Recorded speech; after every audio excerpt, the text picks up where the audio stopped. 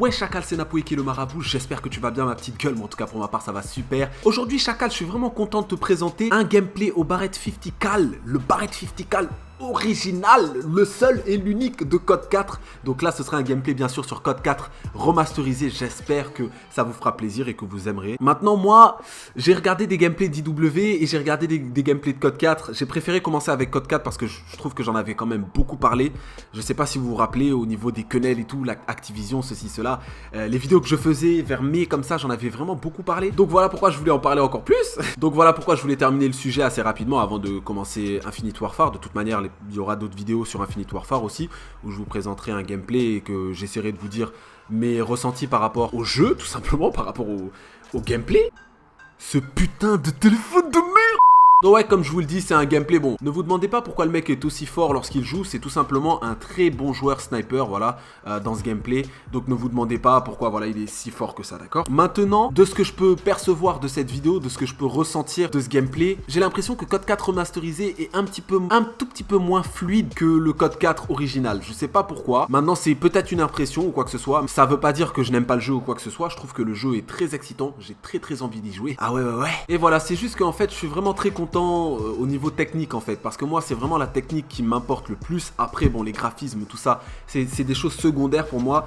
À la base, pour les gens qui me connaissent très bien, ils savent que voilà, ce que j'attends d'un Call of Duty, c'est que voilà, les hitbox soient bien gérés, que les connexions soient bien gérées, voilà, que l'aide à la visée aussi soit bien gérée, qu'elle soit pas trop OP, qu'elle soit pas trop nulle non plus.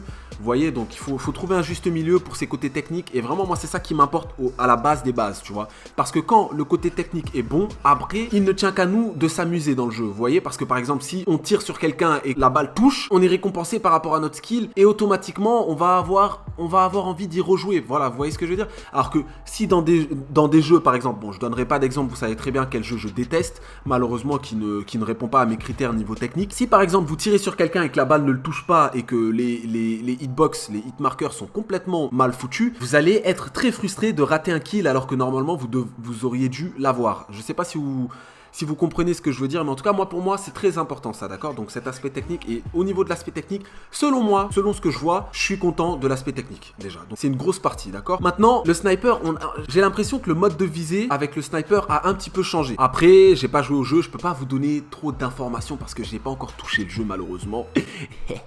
Tonton Moussa n'est pas assez puissant encore, ça va arriver. Et maintenant, une petite astuce quand même, je sais pas si vous êtes au courant, normalement, les anciens joueurs de Code 4 sont au courant quand même, mais je voulais quand même vous donner cette astuce, j'espère vraiment qu'ils vont garder cette astuce, et c'est une astuce que l'on va pouvoir faire avec le viseur ACOG. Donc lorsque vous mettrez un viseur ACOG sur un sniper, lorsque vous mettez un viseur ACOG, et bah il y a très peu de chances que vous mettiez un hit marker à quelqu'un. C'est-à-dire que même si vous le touchez à la cheville ou quoi que ce soit, vous allez quand même pouvoir avoir le kill. Encore ça, c'était une astuce dans l'ancien jeu. Maintenant, encore une fois, je vous le répète, j'espère que cette astuce ne va pas être patchée. À mon avis, il y a peu de chances, mais bon, on sait jamais. Donc voilà, je vous donne quand même l'astuce pour ceux qui veulent retoucher à Code 4, même original, avant Code 4 remasterisé. Je vous donne cette astuce comme ça, au cas où vous le sachiez pas, d'accord?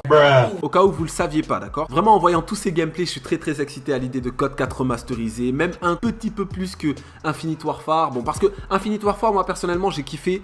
Après, le seul truc, c'est que c'est un jeu futuriste.